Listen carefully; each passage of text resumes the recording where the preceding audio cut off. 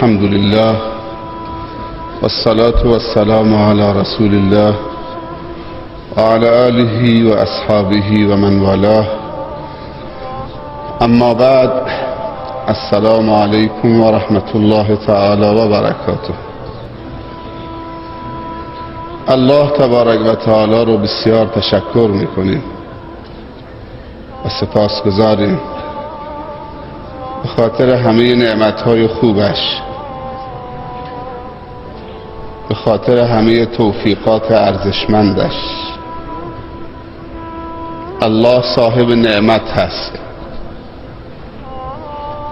الله صاحب منت هست. و ما بكم من نعمت فمن الله و ان تعدوا نعمت الله لا تحصوها. الله تبارک و تعالی رو بسیار تشکر میکنیم به خاطر با ارزشترین نعمتها، نعمتی که از اون هدایت تولید می شود و از هدایت رضایت تولید می شود و از رضایت سعادت تولید می شود. نعمت علم و معلم با ارزشترین نعمتها، کاملترین نشانه رحم خدا، بارزترین نشانه محبت و دوستی و رحمت خدا نسبت به خلق و بندگانش. نعمت علم و معلم، کاملترین معلم نصیب ما شده، کاملترین علم هم نصیب ما شده. کاملترین علم قرآن، کاملترین معلم محمد مصطفی صلی الله علیه و سلم.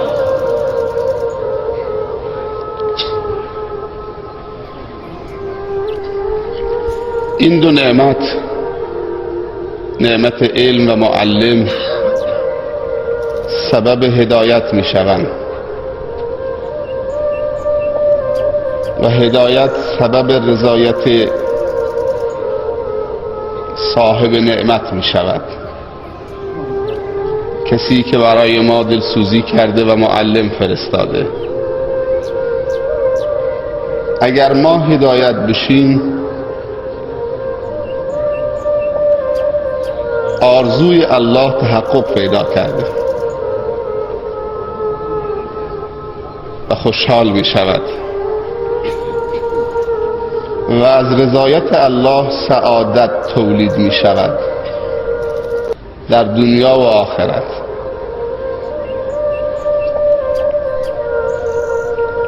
همه ما خواهان سعادتیم، پس باید الله رو شکر بکنیم.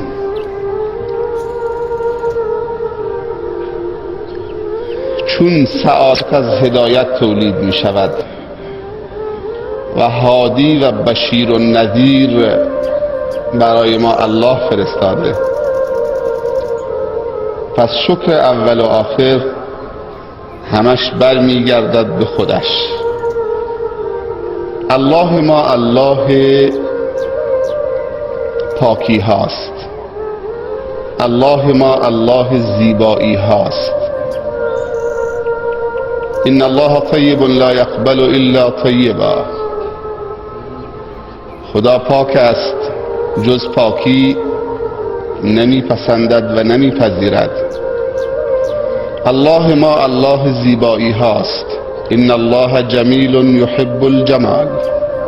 زشتی را نمیپسندد و نمیپذیرد، چون خودش خالق زیبایی هاست. الله ما الله مهربانی هاست. الله رحمت ها و شفقت ها و عاطفه های زیباست.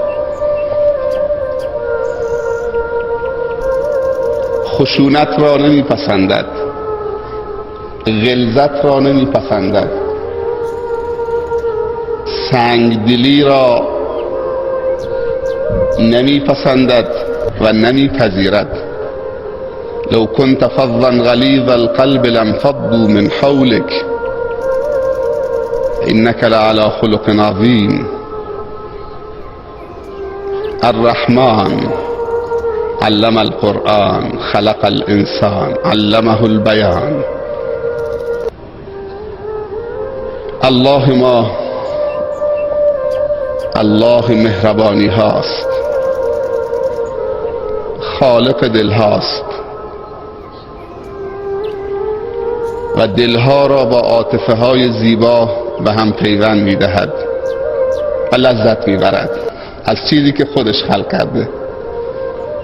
دل خودش آفریده، محبت در دل خودش آفریده و وقتی که دو برادر و دو خواهر مؤمن عاطفه های زیبا رو با همدیگر تبادل دارند، الله لذت میبرد از این منظره و از این صحنه. سوژه های زیبا دوست داشتنی برای الله.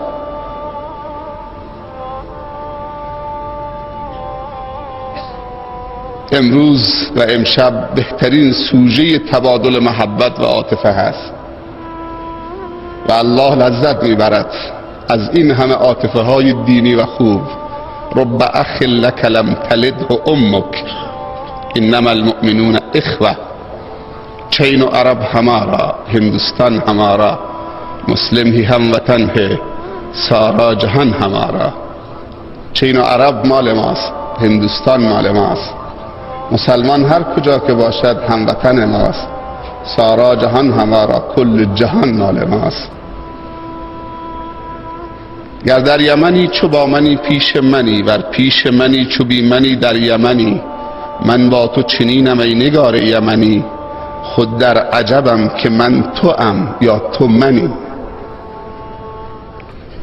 چنین اللهی دوست داشتنی است، قابل تعظیم هست، قابل تشکر هست.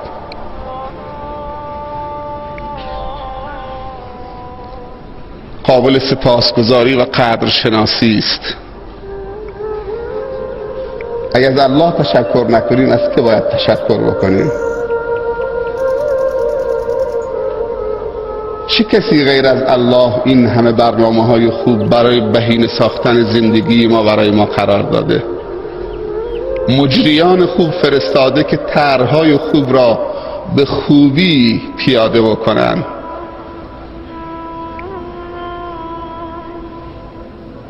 ما بعضی موقع اونقدر بیرحمیم که برای تربیت فرزندانمون هم برنامه نداریم.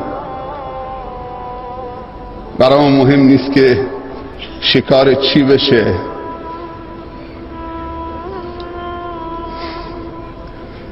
ولی الله برای ما برنامه میریزه که ما چی بشیم، کی بشیم، فرجاممون چه بشه، خاتممون چه بشه. گناه بنده می کند، الله شرمسار است.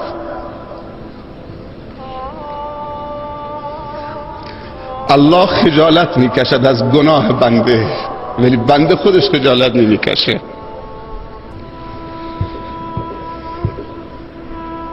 روح و ریحان و جنت و نعیم. امشب نسیم خوشی می وزد، امشب ملتقى الاحباب است. اینجا ملتقى الاحباب است. بوی مکه و مدینه می آید، بوی عرفات و منا می آید، بوی رمضان می آید، بوی آسمانی می آید. از این مجلس بوی محمدی می آید، بوی خدایی می آید.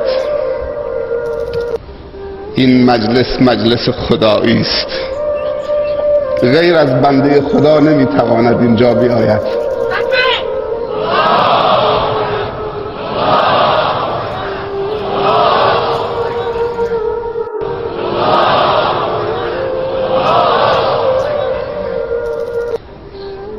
از دیروز که افتخار نصیب شده در این مجلس قرار بگیریم، تمامی جوارحمون بیمه شده.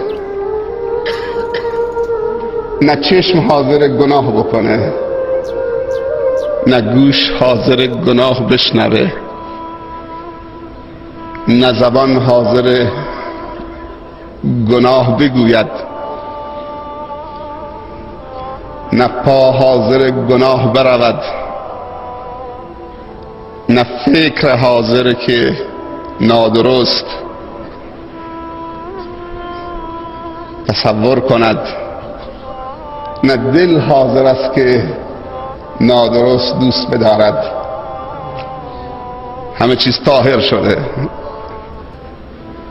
چقدر مردم خوبی داریم ما، حرف شنو، مؤدب، تابع، خستگی ناپذیر. آدم شرمنده میشه که اسم خودشو عالم بذاره و نتونه این همه محبت‌های بیرنگ و ریا را جواب بده.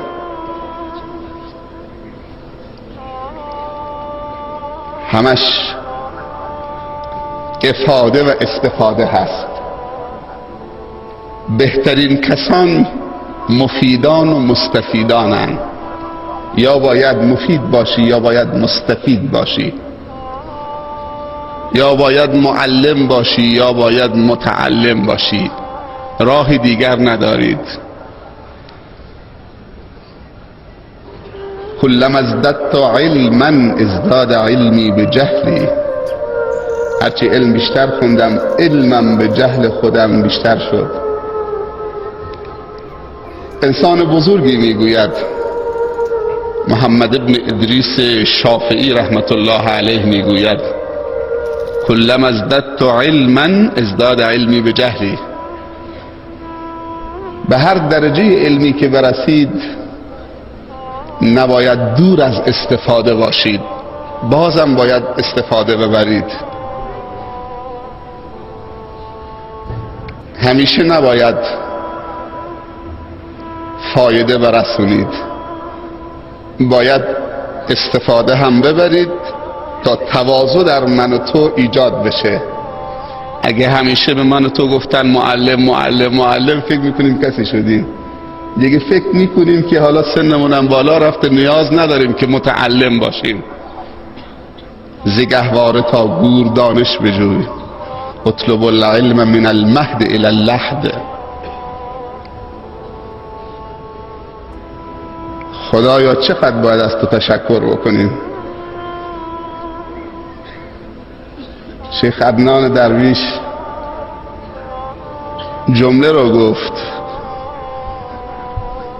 المتحابون بجلال علی منابر من نور،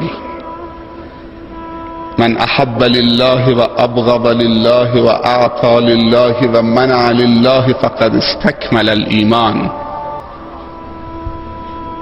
در خاتمه صحبتش دست گذاشت رو دل ما، دست گذاشت رو نبض ما و این جمله رو گفت. این جمله مال خودش نبود، مال اون معلم بزرگ بود که به همه شما، ما و شما درس دادن. حتما باید به برادر و خواهر مسلمانت بگی انی احبکم فی الله. این جمله رو گفتن و صحبتشون رو خاتمه دادن. واقعا سرمایه هست. ما هم در جوابش میگیم لقد احبک الذی احببتنا فیه. اون کسی که تو ما را و شما ما را به خاطرش دوست می‌دارید، شما را دوست بدارد.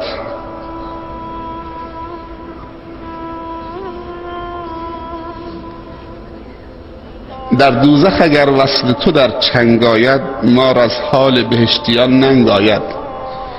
ور بی تو به صحرای بهشتم خوانند، صحرای بهشت بر دلم تنگ آید.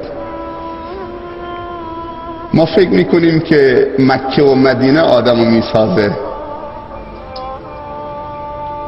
زمین و زمان آدمو نمیسازه، قدسیت به همراه نمی آورد. به عقل پرداختن و به روح پرداختن و به علم پرداختن و به اخلاق پرداختن.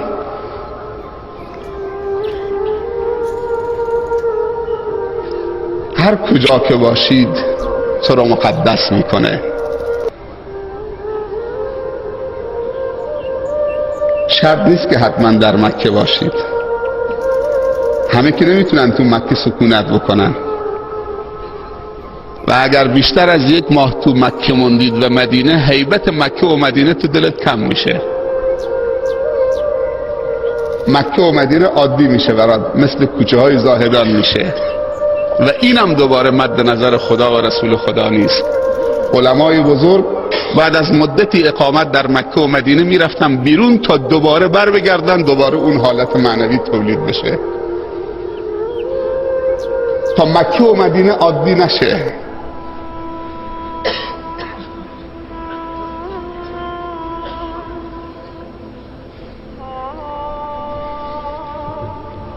اعوذ بالله من الشیطان الرجیم. تبارك الذي بيده الملك وهو على كل شيء قدير الذي خلق الموت والحياة ليبلوكم أيكم أكثر عملا لا أيكم أحسن عملا وهو العزيز الغفور. انسان‌هایی که خوب حرف میزنن خیلی زیادن، اما انسان‌هایی که حرف خوب میزنن کمترن. اما انسان‌هایی که عمل خوب میکنن باز کمترن. اما انسان‌هایی که عمل خوب بعد از پیاده کردن در خود به دیگران میرسانن دیگه انگشت شمارن.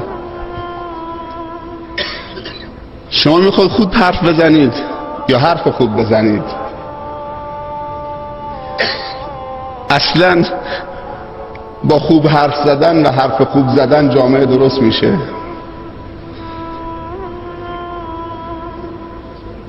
حرف خوب زدن هم توفیق لازم ندارد، تا چه برسد خوب حرف زدن. برای حرف خوب زدن توفیق لازم نیست. یقولوا تسمع لقولهم اذا رأيتهم تعجبك اجسامهم و یقولوا تسمع لقولهم كأنهم خشب مسنده. منافقین هم حرفای خوب و جذاب میزنن، گیرا.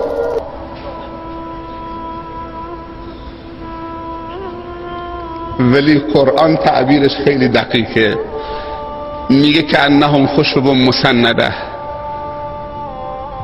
مثل یک تختی است، چوبی است بیروح که تکیه داده شده به یک چیزی. اما عمل خوب انجام دادن توفیق میخواد، حرف خوب زدن توفیق نمیخواد، گرچه توفیق هم میخواد. و اگر توفیق نبود حرف بد میزدیم، اون دیگه وحشتناکتر بود. پس چیزی که ما لازم داریم، و وقتی میگم ما یعنی کل مجموعه، عمل خوب هست. همیشه حرف خوب میشنویم، ولی چون تلاش برای عمل خوب نیست، در نتیجه احساس پوچی میکنیم با اون همه شعارهای خوب و زیبا، با اون همه حرفهای خوب و زیبا، با اون همه استدلالهای خوب و زیبا.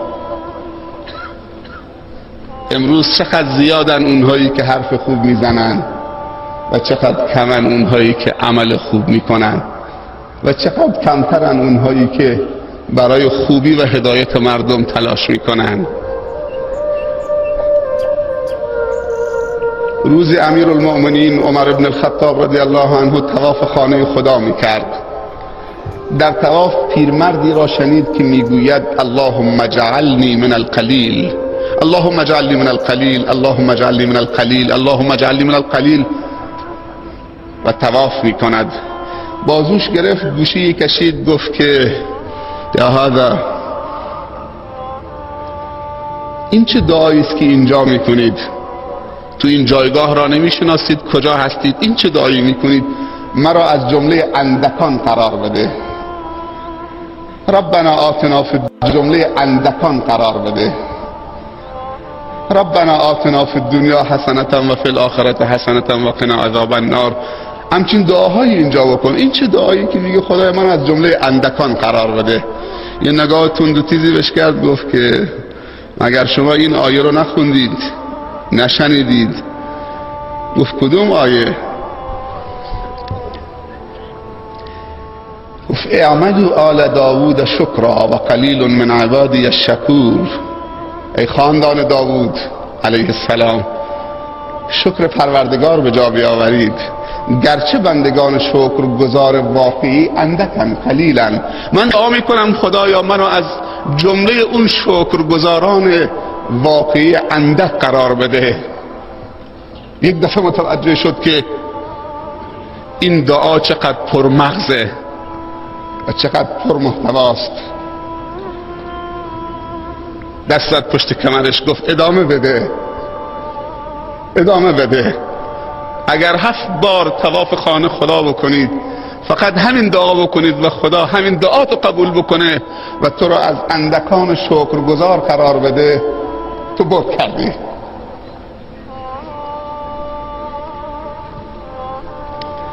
تبارک الذی بیده الملک و هو علی كل شیء قدیر. تبارک، کسی که خیر و برکتش زیاده. چه کسی خیر و برکتش زیاده و از همه طرف سرازیره؟ کی میتواند باشد غیر از الله رب العزت و الجلال؟ خیر و برکتش از همه طرف سرازیره.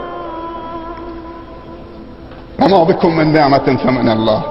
هر نعمتی یک خیر و برکتی است. نعمت نمیتواند نقمت باشد مگر اینکه نیت انسان خدایی نباشد. نعمت رو تبدیل به نقمت می کند. اگر نه خاصیت نعمت اینه که برکت تولید کند، اینه که اطمینان تولید کند، اینه که آرامش تولید کند، اینه که سعادت تولید کند. هیچ نعمتی که خدا برای بندگانش حلال کرده نمیتواند مضر باشد مگر زمانی که نیت انسان خدایی نباشد و استفاده از نعمت درست در مسیر اهداف خدایی از اون نعمت نباشد. اونجا نعمت مضر می شود و مضر بودن نعمت و تبدیل نعمت از رحمت و شفقت و برکت به ضرر نیت خود انسانه و عمل خود انسانه. ظهر الفساد فی البر و البحر بما کسبت ایدی الناس. قحطی در بر و بحر را آشکار شده، فریاد میزند، داد میزند، به اوج رسیده به خاطر کسب دست بندگان خدا، به خاطر اعمال ما، به خاطر دوری ما از الله، به خاطر پایمال کردن اهداف خدا در نعمتها. امشب چه شبیه؟ امشب شب وصاله. عاشق و معشوق به هم رسیدن.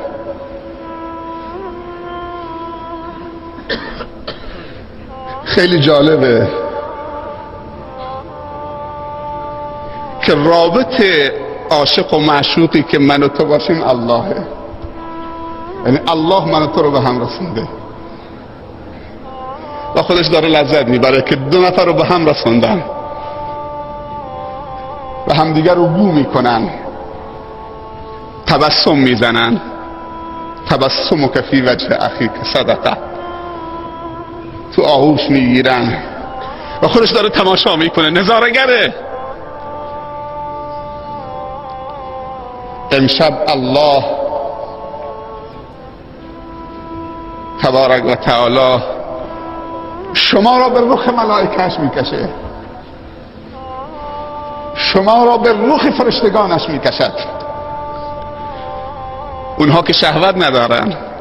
اگر این گل زیباست فرنگی نیست، چون خدا زیبا خلقش کرده. اگر فرشته پاک از گناه نمی کند انگیزه گناه ندارد.